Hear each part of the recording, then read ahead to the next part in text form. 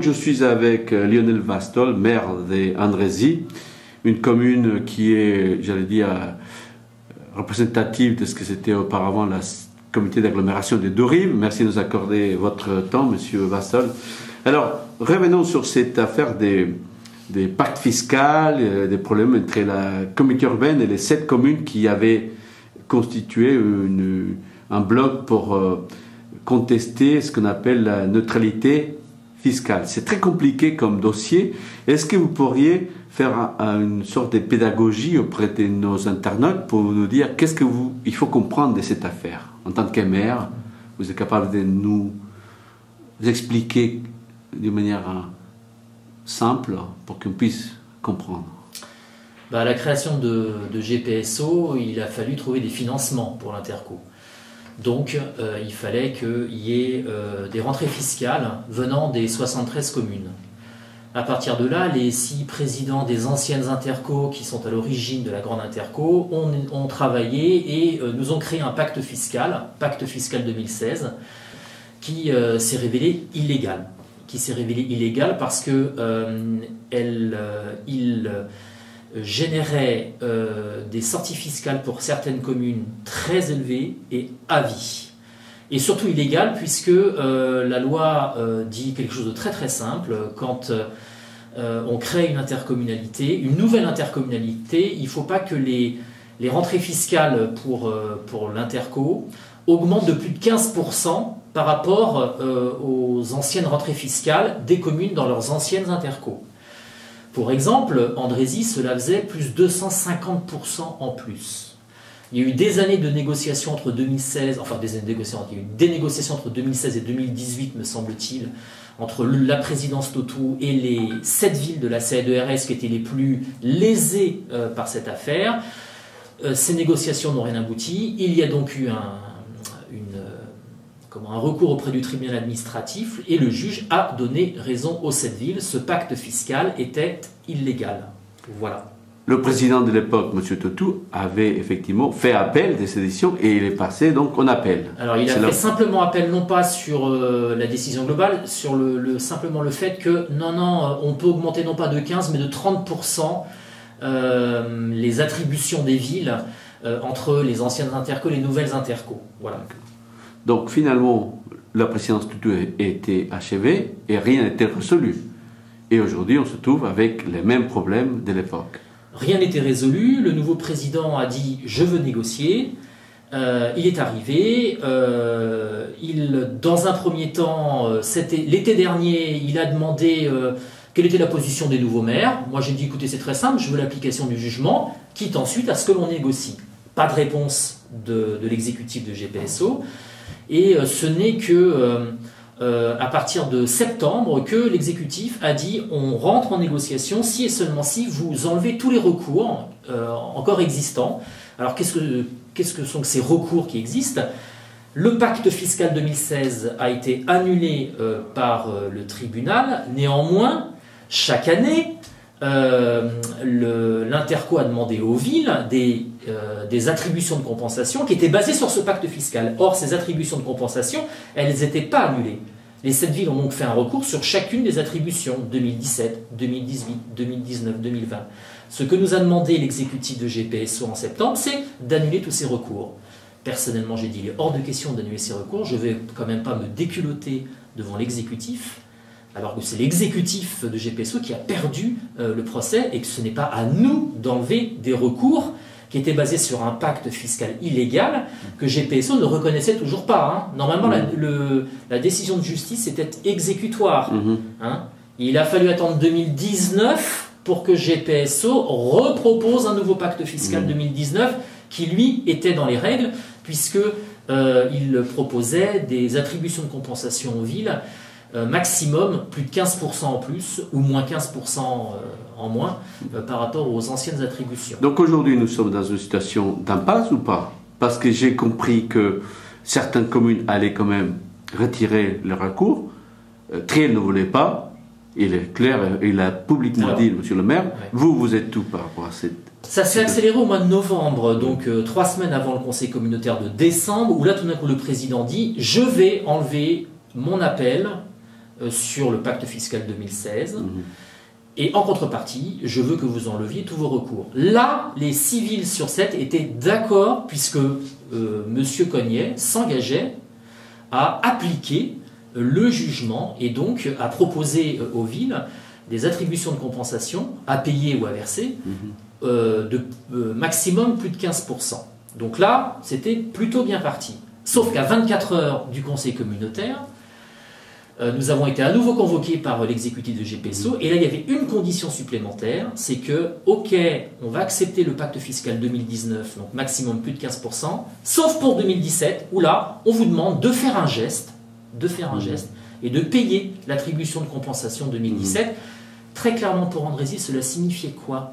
Cela signifiait qu'alors que le juge nous proposait de payer une attribution de 47 000 euros, GPSO nous demandait de payer non pas 47 000, mais 600 000 euros, alors même que GPSO avait perdu le procès. Là, pour moi, c'était absolument pas négociable. D'autres communes, dans le recours, ont moins à perdre ou moins à gagner. Donc effectivement, eux, ils sont prêts à négocier et je les comprends. Moi, passer de 47 000 à 600 000 euros, c'est pas possible. Très bien. Donc la chose est claire et nette, nous sommes dans une situation d'impasse. Oui. Et le temps passe, n'est-ce pas? Et donc pour décembre, donc le délai qui a été donné par la présidence, c'est terminé. Essayer de résoudre ce problème jusqu'au 31 décembre. Pensez-vous qu'on va pouvoir résoudre ce problème, trouver un accord? Enfin, moi, a priori, je suis plutôt pessimiste. GPSO ne me contacte pas. GPSO j'ai entendu le président qui disait que sa négociation était exemplaire. Moi, j'ai rencontré le président Cognet une fois en juillet, je lui ai expliqué ma proposition. Et puis, je ne l'ai plus rencontré, si ce n'est 24 heures avant le conseil communautaire, et c'est là où il m'a proposé de payer plein pot 2017. Voilà les négociations avec la ville d'Andrézy. D'accord. Voilà. C'est un peu parallèle par rapport à la situation des Triels, selon ma connaissance des dossiers. Effectivement, il y a toujours ces litiges sur l'année 2017. Très bien. Donc, je pense qu'on a mieux compris les tenants et aboutissants de ces dossiers. Donc, il s'agit vraiment des sous, quoi. Presque un demi-million pour les uns, pour Triel, et 2 millions pour l'Andrézy aussi. Alors, si on se projette un petit peu plus loin, et si on reste juste sur cette question des fiscalités, pensez-vous, comme certains le pensent, est-ce que c'est finalement intéressant d'arriver à une sorte de convergence fiscale? Comment va-t-on, au-delà de ces problèmes ponctuels, conjoncturels de 2017, comment va-t-on faire pour la suite? Je ne sais pas ce qu'on va faire. C'est vrai que l'idée au départ, notamment de certaines communes de la CA2RS, de proposer une convergence fiscale pour que à terme les 73 villes payent la même fiscalité, me semble logique. D'ailleurs, c'est à peu près toutes les intercos qui se construisent comme ça. GPSO, je ne sais pas pourquoi, s'y oppose. Le résultat, c'est que forcément, il y aura toujours des mécontents dans ce pacte fiscal, puisque ce pacte fiscal fixe à vie les contributions des villes.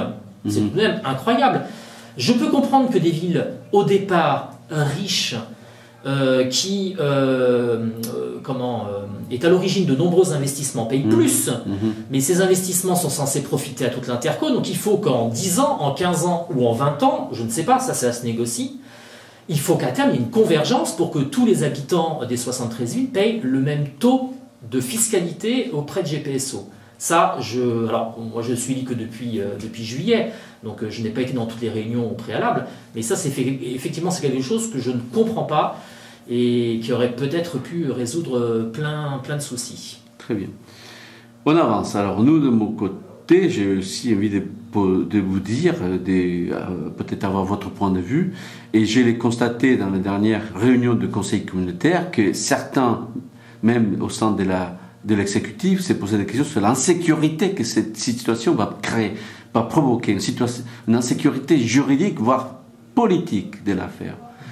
Est-ce que vous pensez que cette affaire, si ça continue, va produire des effets Il y a une insécurité fiscale parce que GPSO est au bord de la faillite, grosso modo. C'est le département qui finance grosso modo la survie de GPSO, ça d'accord. L'insécurité juridique, elle existe si effectivement GPSO nous impose de payer une AC 2017 qui est basée sur un pacte fiscal 2016 qui est illégal. Enfin, pour moi, c'est improbable. C'est ça l'insécurité juridique. Après, cette insécurité fiscale, cette insécurité financière, excusez-moi, elle vient du fait que si GPSO applique le pacte fiscal 2019 qui limite, qui écrète les attributions des villes à plus ou moins 15%, GPSO perd 8 millions d'euros, je crois, me semble-t-il. Donc il faut que GPSO travaille activement à la négociation avec les 73 villes sur ce déficit. Il n'y a pas que les 7 villes qui vont quand même faire un... Enfin, moi je ne crois pas que on demande uniquement aux 7 villes qui ont fait un recours et qui ont gagné le recours de faire un geste. Pourquoi ne pas demander notamment aux villes, les autres villes de la CA2RS qui n'ont pas fait de recours et qui vont profiter de la décision de justice? Pourquoi ne pas demander de faire un geste aussi aux villes très riches, qui profitent énormément? Vous pensez à quelles villes? Les grandes villes. Comme Poissy, comme Conflans, voilà, Aubergenville. Ce sont des villes qui profitent énormément de GPSO financièrement parlant. Pourquoi ne pas leur demander de faire un effort ponctuel sur 1, 2, 3 ans afin de limiter effectivement les dégâts concernant les villes, une trentaine de villes qui sont obligées de reverser le trop-plein qu'ils ont reçu entre 2016 et 2020, puisque le juge a annulé le pacte fiscal 2016. Comme il a annulé, nous, on doit donner moins, mais d'autres villes ont reçu trop et doivent rendre I want my money back, là, comme disait Margaret Thatcher. Wow. Après tout ça, et je voulais conclure sur ces dossiers assez compliqués quand même. Donc finalement, ça, je prends des reculs, ça donne raison à ceux qui sont à un moment donné interrogés sur la viabilité de cette grande métropole urbaine. Bon, on va pas revenir. Maintenant qu'il est fait, évidemment, on va pas revenir.